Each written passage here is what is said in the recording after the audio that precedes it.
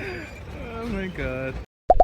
Good morning. It is day 2 of the slow boat. We have not really any idea what time the boat is leaving. Everyone is saying different times, so it's just absolute guesswork.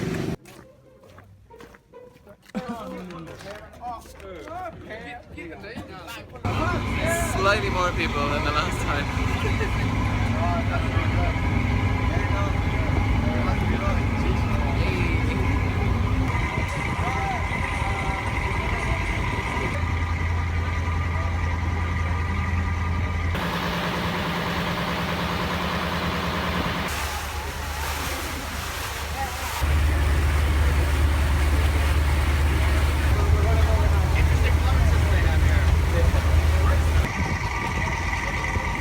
Last person to leave the boat, but we are here, or here-ish, in Luang Prabang.